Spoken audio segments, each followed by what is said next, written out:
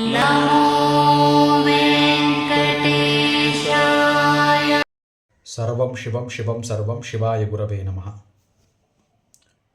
వ్యాసాయ విష్ణురూపాయ వ్యాసరూపాయ విష్ణవే నమో వై బ్రహ్మనిధయే వాసిష్ఠాయ నమో నమః.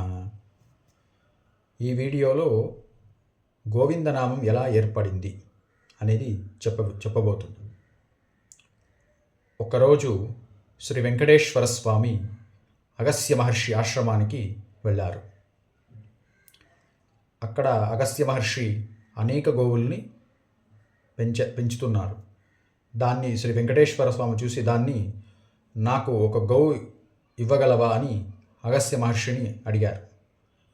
అప్పుడు అగస్త్య మహర్షి ఇలా అన్నారు, స్వామి, ధర్మంగా ధర్మపత్నితో వస్తే, సతి సమేతంగా ఇద్దరూ వస్తే గోవిస్తాను అని చెప్పారు. వెంటనే శ్రీ వెంకటేశ్వర స్వామి వెళ్ళి పద్మావదేవి అమ్మవారిని ఇద్దరు వెంకటేశ్వర స్వామి పద్మావదేవి అమ్మవారి ఇద్దరు కలిసి వచ్చారనమాట అగస్త్య మహర్షి ఆశ్రమానికి. అప్పుడు అగస్త్య మహర్షి ఆశ్రమంలో లేరు, వారి శిష్యులు ఉన్నారు. సరే అని చెప్పి శ్రీ వెంకటేశ్వర స్వామి తన శిష్యుల్ని అడిగారనమాట, నేను ధర్మపత్నితో సతీ సమేతంగా వచ్చాను, నాకు గోవు ఇవ్వండి అని. వెంటనే శిష్యులు, స్వామి, మా గురువు అగస్త్య మహర్షి ఆయన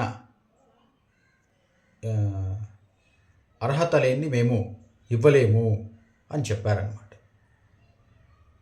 వెంటనే స్వామివారి కోపం వచ్చి వెళ్ళిపోయారు. వెళ్ళిపోతూ మధ్యదారిలో వెళ్తుండగా వెంటనే అగస్త్య మహర్షి తన ఆశ్రమానికి వచ్చారు.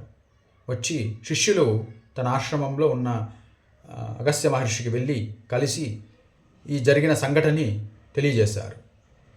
అప్పుడు వెంటనే అగస్త్య మహర్షి కోపగించి శిష్యుల మీద, ఎందుకు స్వామివారిని పంపించేశావు?